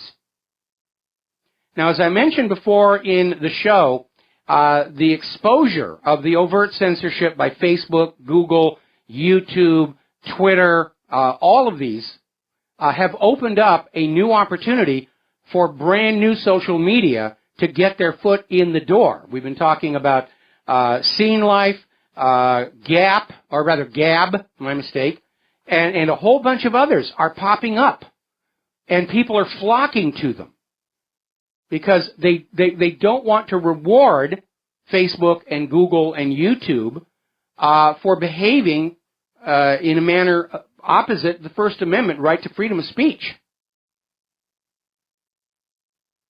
Now, from the point of view of these companies, their attitude is we're a private company. The Bill of Rights doesn't necessarily apply here until you realize these companies and the services they offer have reached the point of literally being a public utility that the population has come to depend on. So, if you're an entrepreneur and you want to start a new social media platform, now is a really good time to do it. We're going to take a break for commercials. We'll be right back.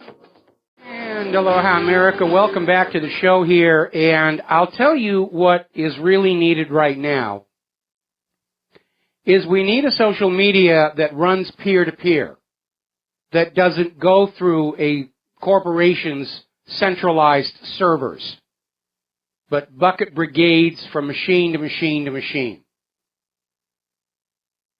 Because that couldn't be controlled. It couldn't be censored. That's really what is needed. I'm going to put some thought into that one. Now then, there's another story. This is coming out of The Guardian over in Great Britain, where there is now a hue and cry for social media companies to implement technology to bar young people from sending explicit messages, sexting, and so forth. This would be software of some kind that would target under 18s that would be blocked from sending sexually explicit images, and so forth. Well, implementation issues aside, I think it's a lot safer for kids to play you show me yours and I'll show you mine over the cell phones, as opposed to in person, where they have the risk of things getting out of hand, resulting in pregnancy, sexually transmitted diseases. If you really think about it, all kids go through that phase of discovery. Why am I different than this other person over here? It's inevitable. And if it's happening on the cell phones, from a parent's point of view, then you're avoiding that risk of pregnancy and sexually transmitted diseases, aren't you? I'm not sure they thought this all the way through. If they block it on the cell phones, the kids will just get together out behind the barn and do it the old-fashioned way. Now, as I mentioned, it looks like Julian Assange is finally going to leave the Ecuadorian embassy, thanks to a decision handed down by the United Nations over the strenuous objection of a lot of statists. Now, apparently, 15 former staff members of the Church Committee, this was the 1970s congressional inquiry into illegal activities by the CIA, have written a letter to Obama saying it's time for Edward Snowden to be brought out of exile, because Edward Snowden blew the whistle on illegal activity by the U.S. government. And he needs to be protected and brought home. What is very alarming is, even after the drubbing of this election, we're not seeing a lot of repentance or change of style by the government. In fact, there's a very funny story here where you probably have already heard Nancy Pelosi defeated Tim Ryan's challenge for minority leader in the House. Kellyanne Conway came on out and said, what a relief. I was worried they had learned from the elections and might be competitive and cohesive again, which is very much tongue-in-cheek. But what she's saying is they're not changing their methodology. Despite the disaster of this last election, they're not changing how they do things. They're going to go on making the same dumb mistakes over and over and over and over again. Now, as you know, 'tis the season for snow, and snow is starting to fall all over the place, New England and all the rest of it, which it's winter. You expect snow, unless you are part of St. Al of the Gore's First Holy Church of Human-Caused Global Warming, in which case you're reading the scripture from the March 20th, 2000 issue of The Independent, which promised us snowfalls are all a thing of the past. So there's a very interesting story that came out of thinkprogress.org about how there's a new study that declares global warming is real. And it bases that on the fact that temperature of the Earth's land has risen by 2.5 degrees over the past 250 years. Sound the horns and the fanfare. They prove the Earth got warmer since the end of the Little Ice Age.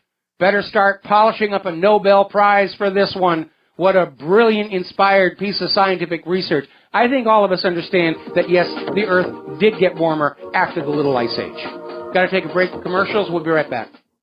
And aloha, America. Welcome back to the show.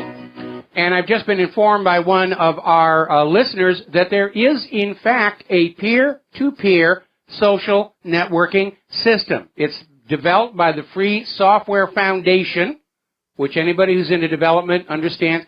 Apparently it is not caught on because people don't know about it. You know, Google had the movie and Facebook has all the advertising. But in this era where people are turning away from those established ones, this looks like a very good situation. It's called Diaspora. I just posted the link to their page where you can sign up and set up a pod, which is a router on your machine that allows the social media information to be passed back and forth. It's completely decentralized. There is no one point where they can come on in and start censoring things. So I'm certainly going to be looking at this and signing up because the time has come. The time has come back to go to decentralization. The entire Internet, or originally the ARPANET, was built around a principle of decentralization so that communication could not be blocked or interfered with or censored or stopped. Of course, it was never intended for ordinary Americans to have access to. Government keeps all the really good stuff for themselves, of course. But great minds think alike. This is a peer-to-peer social world, and I'm definitely going to be looking into that. That's going to be a lot of fun. Now, getting back to human-caused global warming, NASA has released a video from their Solar Dynamics Observatory, which is showing that the sun is in a very, very quiet phase. It's in its lowest level of activity since 2011. And it is on its way to the solar minimum. But scientists in Europe and Russia are saying there are other longer solar periods that we've never been able to study because we haven't studied the sun for all that long. And we're going to see an overlap of the low points of 3 of these cycles over the next decade. It's going to be a new Maunder minimum and a new little ice age.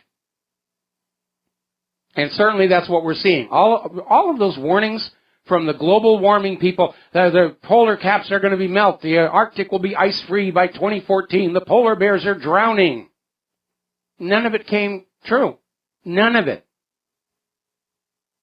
It was a complete hoax to trick you out of your money for carbon credits and carbon taxes, to trick you into obedience to letting some global environmental authority tell you how to live your life, to save Earth from you icky-poo human beings. Now, over on Chippewa County, they're dealing with an economic crisis. Governor Scott Walker is now asking the U.S. Department of Agriculture for a disaster declaration for 10 western Wisconsin counties, including Chippewa, Eau Claire, Trempealeau, and Jackson, that were hit hard by a frost last May. And it damaged the fruit crops, grapes, berries, and apples, asparagus, and hops for the beer. And this was a very, very, very, very late spring frost. They'd already planted the crops. They figured winter was over because Al Gore told us it was. And they suffered huge economic damage. And now they're in need of a bailout, because they were believing the official line about humans are warming the earth, and they planted before spring really actually got here. And remember, the Old Farmer's Almanac is saying winter will be late this year, but it's going to be very, very hard. And the Old Farmer's Almanac has an amazing track record of accuracy. I remember when I was a kid growing up in farming country in New Hampshire, that book was the second most important book after the Bible. Now, over in Syria, which you would tend to think is desert country, their temperatures are below average right now by anywhere between 2 and 4 degrees, according to the meteorological department. And it doesn't seem like much, but once again, it indicates the earth is not warming. It really, really isn't. Now, on the commercial break, I was watching Fox News, and Barack Obama, of course, in his last days in office, he's worried about his historical legacy. How will he be remembered? What will be in his presidential museum? And I did send him those puppets from Mitt Romney and Obama that would punch each other when you pulled the strings. And I actually got a very nice thank you letter on that. And obviously, he is not going to be victorious in Syria before he leaves office. And he's worried about his legacy. And he's out there, again, in true liberal fashion. None of this is his fault. It's all the fault of somebody else. In this case, Obama's current target is Fox News. And Obama is out there saying that he would have been a great president if it wasn't for Fox News. Fox News was a wing of the GOP, like CNN wasn't a wing of the Democratic Party. You know, it's good when we do it. It's bad when you do it. You don't understand how these things work. So he's out there whining and trying to find some blame and worry about his legacy, because his legacy is going to be hideous debt, wars that are doomed to end in disaster, Obamacare, complete violation of the Bill of Rights in unbridled surveillance on all of the American people. Have I missed anything? Probably. Almost doesn't matter. Now then, in August of 2015, there was a big stink regarding a company called Turing Pharmaceuticals and its then CEO, Martin Shkreli. They bought the rights to a drug called Daraprim, which treats a parasitic infection in people with weakened immune systems, pregnant women, HIV patients. And when they acquired the rights, Daraprim cost $13.50 per tablet. And upon acquiring the rights, they jumped the price up to $750 per tablet. It was a huge, huge stink. It sort of undermined the fact that our medical industrial complex is not about health. It's all about making money any way they can. Now then, down in Australia, where they don't have Common Core, high school students in their school laboratory created 3.7 grams of pyrimethamine, which is the active ingredient in Daraprim. That 3.7 grams at current U.S. prices would go for anywhere between $35,000 and $110,000 U.S. And it's another reminder, the actual cost of what's in those little bottles you get from the pharmacy is pennies. And the rest is profit. And the pharmaceutical companies like to justify it by saying, well, look at all the money we're putting into research and development to find cures. Except, of course, they never find cures. They're looking for more treatments. And their R&D is tainted by flawed studies, outright rigging. It's all about the money. And the medical industrial complex right now is absorbing what I think is a disproportionately large share of our gross domestic product. We shouldn't be indulging a culture in which everybody is on 10 to 15 prescription medications, and vast amounts of our nation's resources are pouring into this one sector of the economy. We need to go back to really thinking in terms of prevention of illness, instead of the current model of let them get sick, make them get sick, then they got to buy pills from us. The big pharmaceutical corporations seem to be operating at the same morality as the illegal drug traders or the weapons builders. It's all about the money. Now then, I've been talking about the documentary Vaxxed.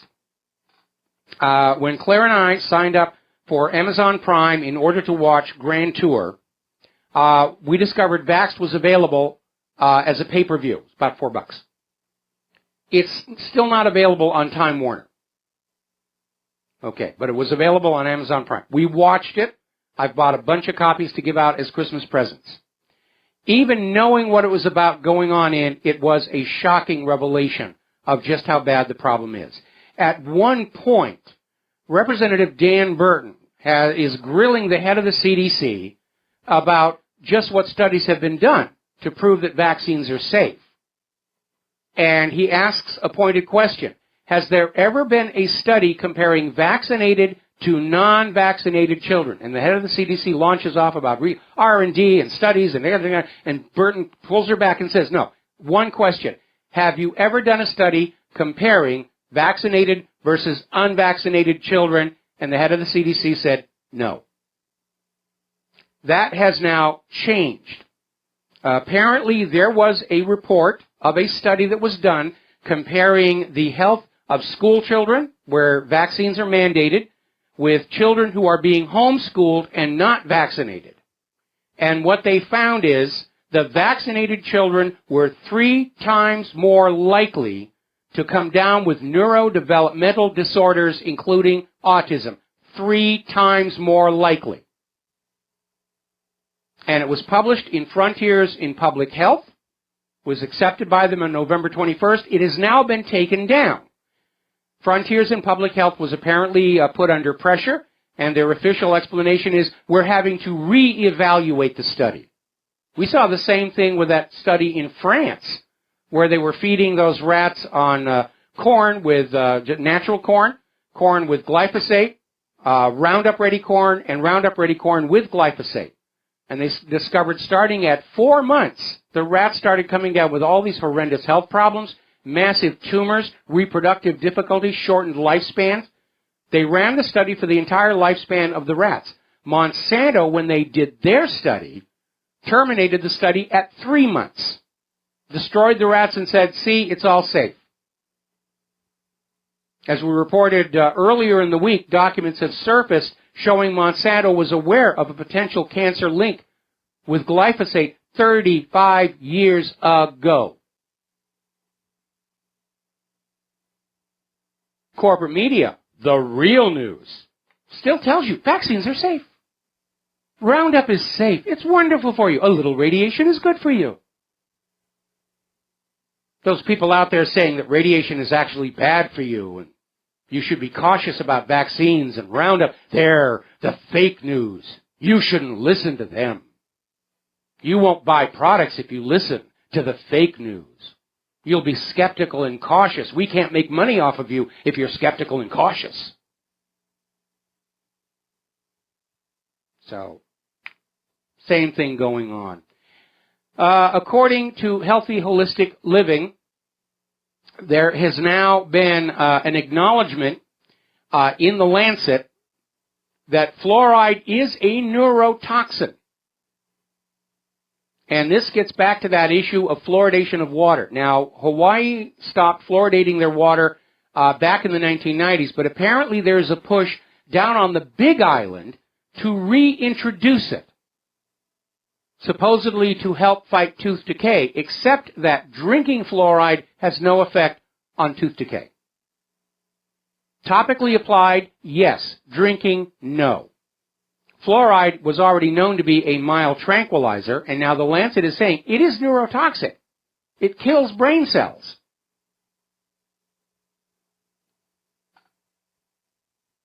So why were they putting it in our drinking water all those years?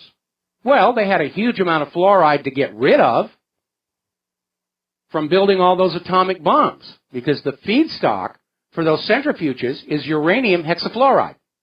And after they go through and they whiz it all around and get the uranium out, they had leftover toxic fluoride industrial waste, and they didn't know what to do with it. Oh, well, we'll find a use for it. We'll just put it in the drinking water and just spread it all around the country where it's not as toxic. And it's good for your teeth. And anybody who questioned it was denounced by the corporate media as a kook. I remember there was a James Coburn movie, Our Man Flint. And even in there, they were poking fun at somebody who didn't trust the water. Don't let them put fluoride in their water. Even in Dr. Strangelove, the officer who goes crazy and launches a nuclear war against Russia, he's talking there about the purity of water and all the... That was the image. Anybody who questioned the water supply was a nut and a kook. Tell that to the people of Flint, Michigan right now.